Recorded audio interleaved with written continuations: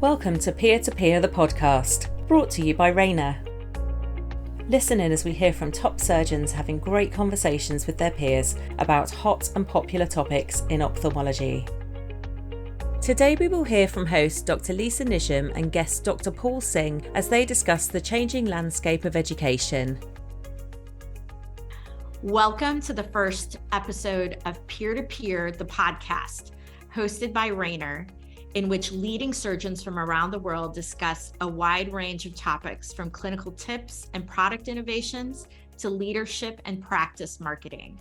I'm your inaugural host, Dr. Lisa Nijm, and it's an honor to be here today to welcome you to the first podcast. Just a little bit about me as far as background. I'm an MD JD, corneal surgeon from the Chicago suburbs.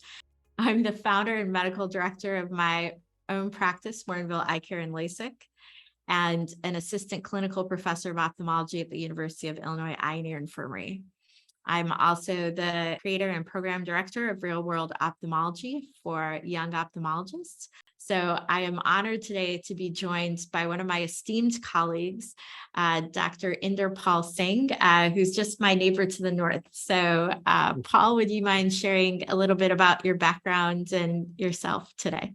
Absolutely. Well, hello, everybody. Hello, Lisa. Thank you so much for inviting me to be a part of this, podcast. So excited to hang out and talk to my good friend. And I am just way up north, about an hour north of Lisa here in Wisconsin. Actually, I call myself a confused glaucoma dude because I do a lot of glaucoma. I did my fellowship training in glaucoma, but I ended up doing a lot of cataract refractive surgery as well as oculoplastics and everything else. So I joined my dad's practice many years ago after my fellowship out of Duke for glaucoma. And one of the first things he taught me was he slapped me a couple of times and said, no. You're not going to do traps and tubes only. You're going to do a little PKP here, there, little PRK, a little bit of some muscle surgery. So I do a lot of anterior segment surgery in general. I am the president of the Eye Centers of Racine and Kenosha out here. We have 2 office locations. We do a lot of in-office surgery as well as ASC, and we do a number of anterior segment type of procedures as well. So it's kind of fun to be here and be a part of. I do a lot of research, and we have a full-time research program in our practice as well. And like you, love teaching, love educating, being part of these programs as well, and kind of fostering some of the young ophthalmologists who are up and coming as well. Yeah, Paul is one of the best innovators I know, and always an incredible teacher sharing his knowledge. So we definitely appreciate that about you, Paul. And this podcast is the natural extension of the amazing conversations that we've had to date, which are available at Rayner.com /peer-to-peer. Everything from recorded podium presentations, surgeon interviews, and webinars to clinical studies and white papers are available on the site. But we don't always have time to sit down and review them. So this is where kind of the impetus came for putting together this podcast and offering a unique opportunity to continue learning on the go when people are on their way to work or maybe working out, need something to listen to. So Paul, just as background, do you listen to podcasts or have you partaken in any in the past? I don't know what they are, actually. I'm just kidding. Absolutely. I think they're awesome. And I tell you, I think I'm a media junkie. I mean, I think we have become a society where we're just so used to constant information everywhere we go, right? And sometimes I like the fact that it's just I can drive in my car. It's just me. I have a 40-minute drive each way from home to work. And it's great to be able to just kind of be like, you know what, this is my time. I'm going to relax. And if I want to hear some of my friends talk, I may put a podcast on. And there's so many different podcasts that I listen to overall. And it's just great because you each want to pick up a couple pearls here and there, maybe just kind of hear what's going on, keep yourself abreast of what's happening. And, we get so focused in our practices. And we kind of get in this a mindset where it's like a little tunnel vision, where I think I'm the best surgeon, I'm the best, everything's working for me. And you're like, great. But then you forget that there's so many other people doing some amazing things out there. And it's sometimes hard to get all the information. And sometimes just something as simple as listen to a podcast, turn it on. You may pick up a pearl or two or realize, wow, I didn't realize someone else is doing something like that as well. So yeah, I think they're valuable. They're easy. They're not overwhelming. You don't have to log into something and have a video. Just turn it on and listen to it and relax and let people feed you some information sometimes. It's actually really, to me, rewarding and relaxing. I completely agree. I think, one of the great things about podcasts is that it offers another way to consume information, that you can be driving a car, you can be, busy doing something else and multitasking kind of at this higher level. When we talk about disruptive innovations and creative thinking, there's uncovering those solutions to meet the challenges of today's surgeons. You need kind of some time to sort of clarify your, what the problems are, look at different ideas, think about different ways to develop and challenge, to address these challenges, and then implement solutions. And so it's wonderful to have a podcast that's offering these kind of tips and pearls that maybe will get you started thinking about doing something different or doing something innovative that's going to help your patients. Absolutely. And I think that's what's so unique about the times we live in, is that, and look, I'm old, man. I've been practicing for like 18 years, dude. This has been a long time already. And, it was in the past when I came out of fellowship, it was hard to get information. It's hard to look, you'd have to actually write a letter or back then, even an email, I guess. But, can you send me mail a video of something, or a CD-ROM or a VHS or something like that, or a DVD of a video that you made? And now it's just logging in, accessing it online with different websites, or just kind of looking at, webinars, or like one of your real world ophthalmology webinars. I mean, there's so many cool things that we can now actually utilize in new media, that it's easy to get information. So, if I'm trying to start a new procedure, learn a new technique. I remember when I first learned a Yamane technique, just like going on YouTube even, right? And having these different media outlets to allow ourselves to access information, I think is going to help all of us kind of not only improve our own skill set here, but this is how we innovate also, and how we share ideas in such a quick fashion that we never had the opportunity when I came out of fellowship back to 18 years ago. I'm not going to comment on your dating of any kind of fellowship. I'm just going to move straight ahead. Keep moving along. It's all good. Keep moving along, exactly. But kind of the impetus for all of this is what you alluded to. It's this, new innovation and acceptance of using webinars and podcasts and these alternative medias for people to get their education and for them to learn.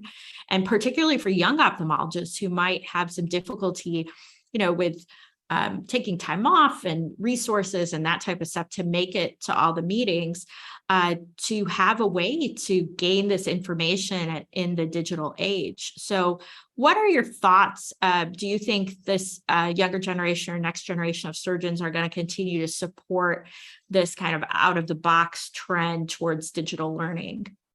Absolutely. I think that look, at the end of the day, you're seeing are the new generation of surgeons who are the young men and women who live in the world of Twitter, Instagram, and of course people like me, Facebook, old people. But there's just that mentality of constantly interacting, and sometimes the interaction maybe even just never been personal, physical rather. But you can still have that emotional relationship and really that connection even with some of these webinars. In fact, I think when I came out of fellowship many years ago, there were some of those surgeons and some of those kind of those speakers where they were kind of out of touch, or you couldn't touch them. They're untouchable, where you couldn't access them, and you felt like I'm not good enough to talk to them. You're kind of shy, but it's something about being on a webinar or being able to see someone on a webinar just allows you to kind of be more connected in some ways. Just you and the computer, and you're seeing that person speak, almost like they're talking right to you. And I think that it allows us to really feel like we're kind of connecting in some ways differently than we could sometimes at live meetings. I don't think it's one or the other. I don't think we're going to be done with live meetings. There's nothing that can substitute kind of a personal interaction, physical face-to-face. But I do think that the kind of information and the ability to convey information, spread it, disseminate it, new ideas, to stimulate other people to think about things and say, hey, let me try that, and let me see if I can kind of institute that in my practice, and maybe kind of dovetail off of that and think of something new on top of that. This is how we innovate. And I think that you've already seen the young generation pick up on that. There's a number of different, I think, programs out there for young ophthalmologists, including Real World and others, that are really helping to connect young ophthalmologists, to help collaborate, work with industry. I think that's a great way to kind of get an industry involved and getting all these players together is through these media platforms. And so I think it's here to stay. And I think we're going to see it even grow further over time. Yeah, I mean, you hit on one of the main reasons why Rayner is hosting this podcast, because there is a huge importance on discussing these clinical and non-clinical aspects of ophthalmology.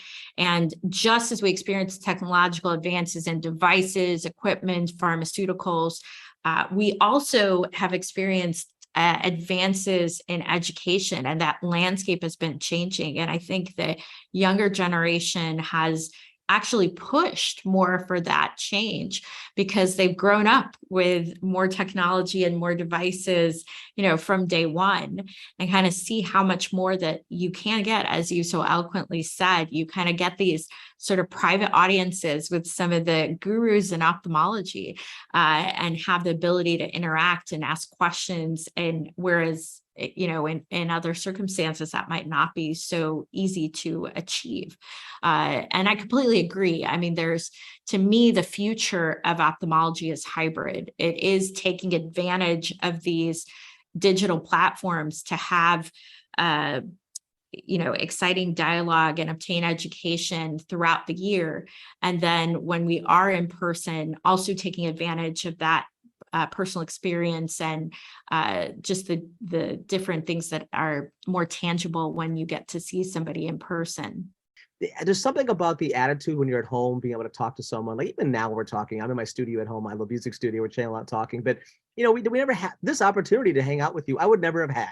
Let's be honest with you. As good friends as we are, we love hanging out with each other. You're amazing. I'm so in awe of you. But I don't think we would have it on a Thursday night like it is right now. Us hanging out and talking probably wouldn't have happened, right? And so to be able to have that opportunity, it's created more opportunities for us to engage where we probably wouldn't have otherwise. And I think that's what's so exciting about this.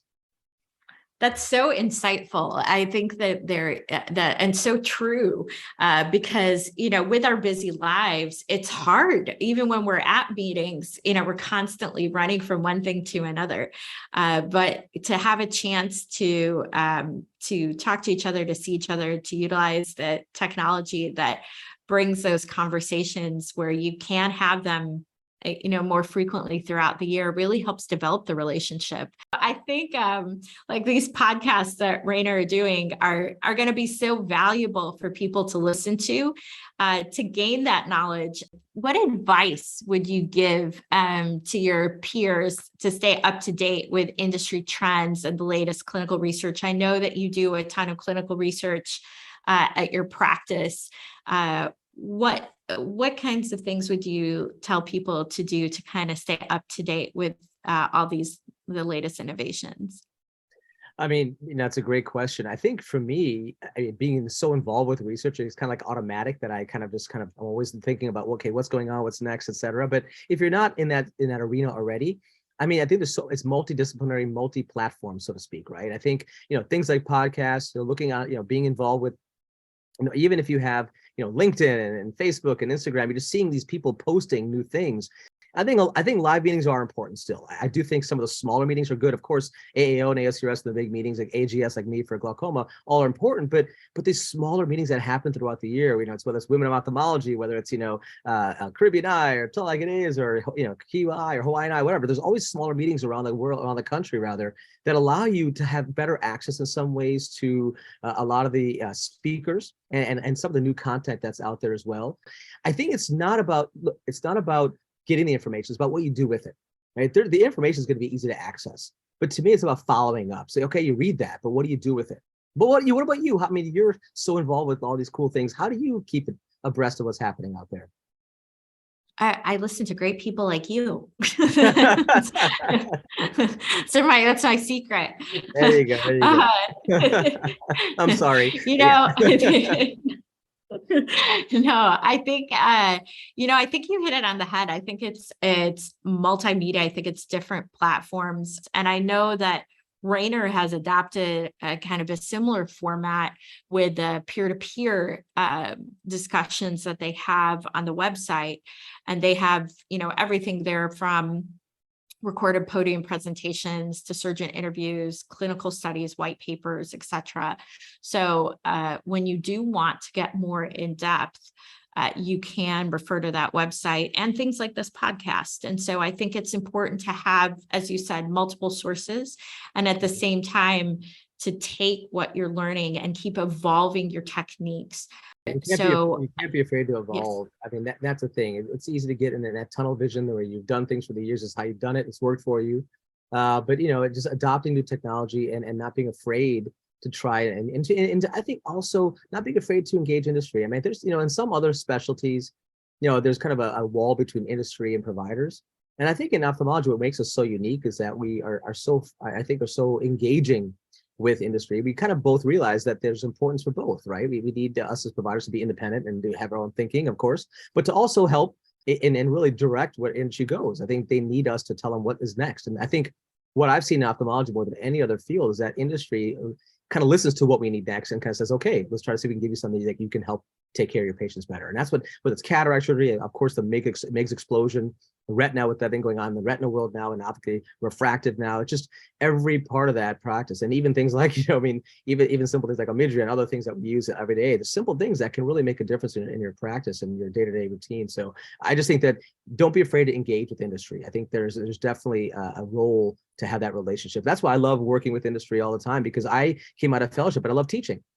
I think, I don't have the opportunity. I'm not part of right now university setting. I'm in my private practice. And so for me, I utilize your type of programs and even industry's events to allow myself the opportunity, the platforms to teach.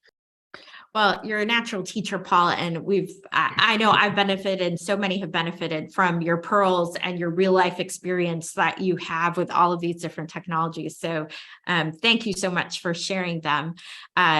You mentioned one Rayner product that's actually near and dear to my heart, with being Omidria, because I use that.